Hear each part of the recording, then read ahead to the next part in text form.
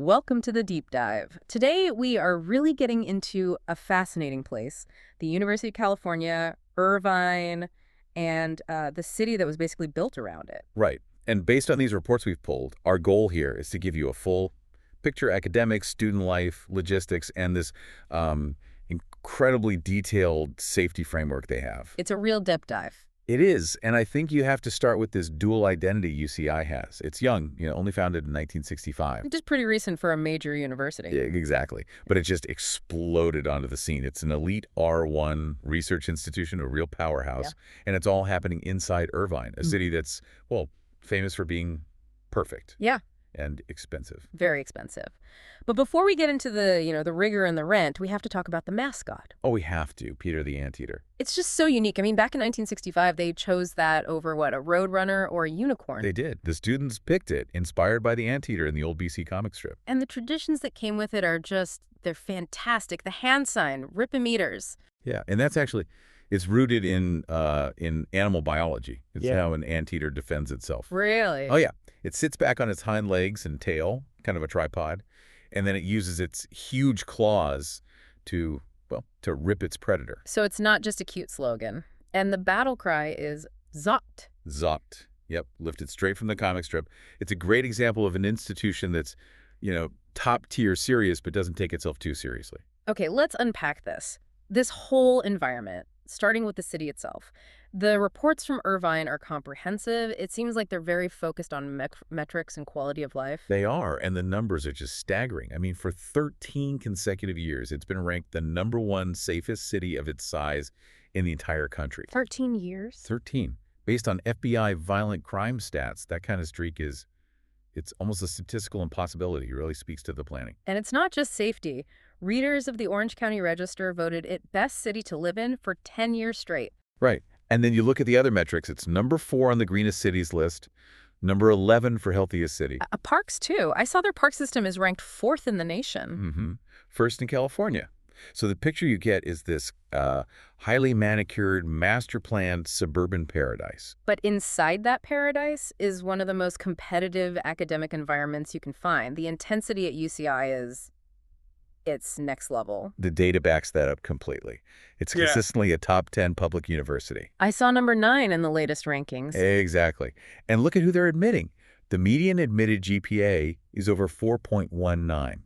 4.19. That tells you these students aren't just smart. They've mastered the game of competitive high school academics, taking a ton of AP and IB classes. Right. And on campus, students say that standard is super high. It creates this environment where excellence is just the baseline, but this is all fueled by incredible research power. Okay, let's talk about the money.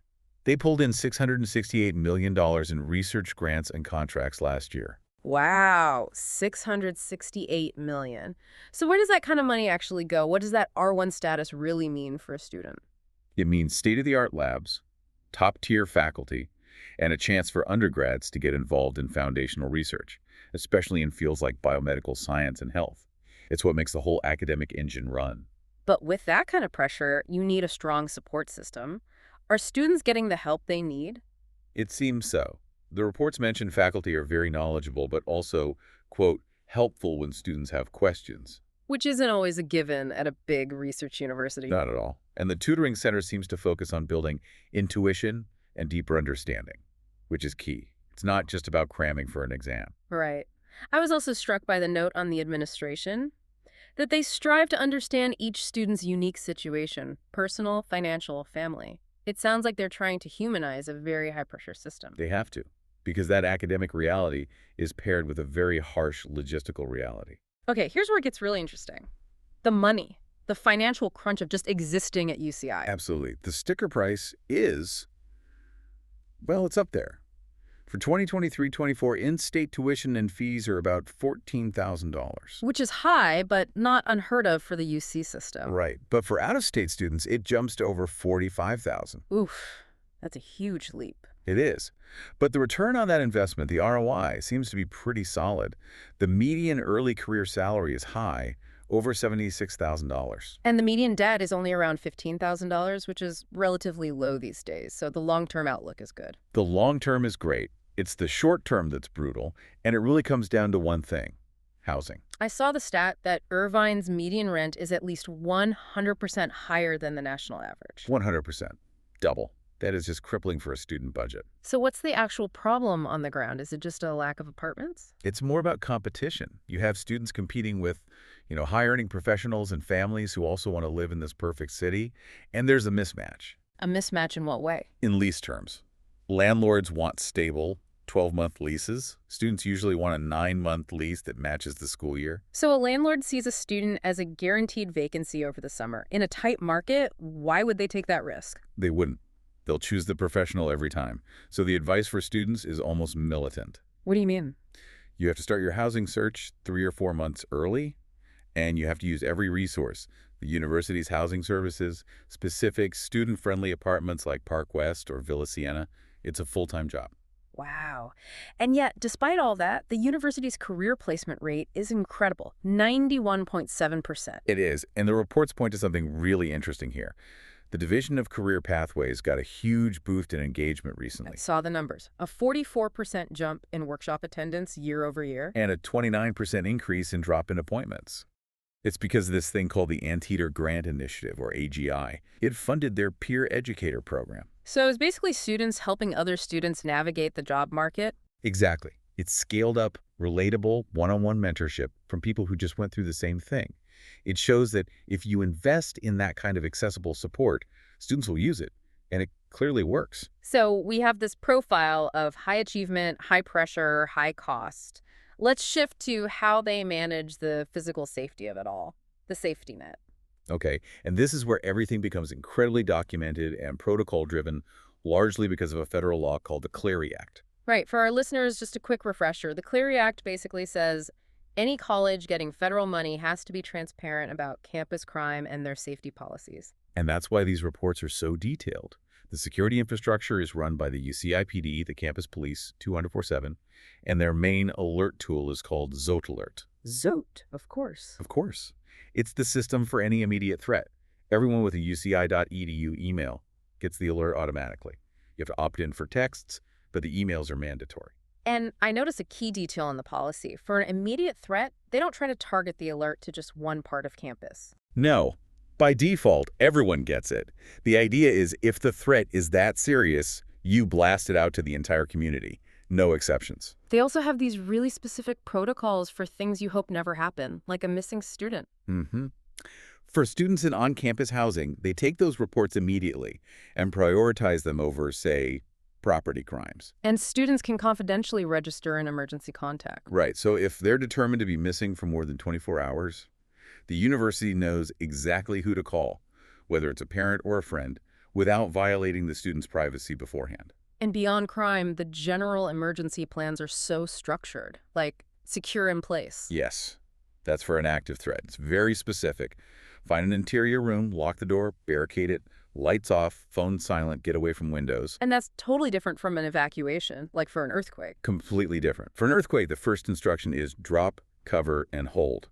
You don't just run outside. You assess the situation first and only evacuate if the building feels unsafe. They even have plans for assisting people with disabilities, using special evacuation chairs or noting their location in a stairwell for first responders. It's all been thought through. And for just, day-to-day safety, there's a free escort program you can call. The number's literally 800-244-SAFE. Okay, now let's dig into the actual crime stats, because one number just jumps off the page. Motor vehicle theft. It does. It went from 52 incidents in 2022 to 208 in 2024. A huge, alarming spike. It looks terrifying on paper, like car theft is out of control. But there's a critical piece in context here. There is, and it changes everything. The huge jump is because the federal definition of motor vehicle theft changed in late 2022. What changed? The guidance now requires them to include e-bikes and e-scooters in that category. So of those 208 motor vehicle thefts in 2024, 144 of them were e-scooters and 59 were e-bikes. So it's not a car theft epidemic. It's a micromobility theft problem, which is completely different. that distinction is so important.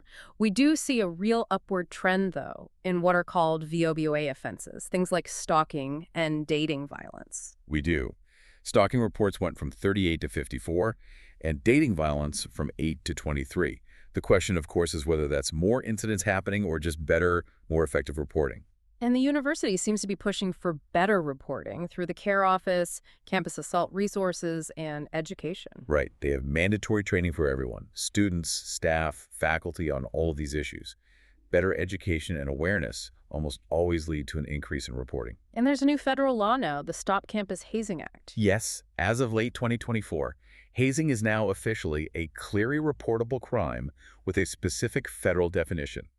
It folds hazing prevention directly into this whole safety framework. So we've looked at the rankings, the costs, the protocols. What does this all mean when you put it together? I mean, UCI is this incredible R1 research university, a real academic pressure cooker, and it's operating in this super safe, beautiful, but logistically brutal and expensive city. It's a complete study in contrasts, isn't it? It really is. You have this massive institutional investment on one side, that $668 million in research, the career center that's getting amazing results.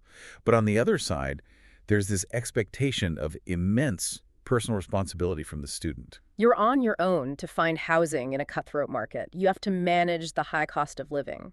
You have to know these complex emergency procedures. Exactly. The institution provides the framework, but the student have to actively build their life within it. And that framework, that organizational preparedness is what really stands out to me. It goes so far beyond crime. I mean, we saw specific protocols for hazardous material spill. Right. Stop the spill, warn others, isolate the area. It's all laid out. It's preparedness for every single conceivable risk, which creates this incredibly comprehensive safety net. But it only works if you know the protocols. Which leaves us with a final thought for you. The level of planning we've seen here, not just for crime, but for earthquakes, chemical spills, utility failures, everything, it represents an incredibly high standard of risk mitigation. For them, it's just part of the cost of doing business. So we'd encourage you to think about your own community, or maybe your workplace. How prepared is it, really? Not just for the obvious threats, but for that whole spectrum of low-probability, high-impact events that places like UCI have to plan for every single day. Thanks for listening to our brief podcast. If you want to learn how to avoid student loan debt, we have a roadmap in our College Savings Mentor Guide that can show you step-by-step how to save $40,000 or more on tuition. Check the link in the description and be sure to listen to more of our college deep dives.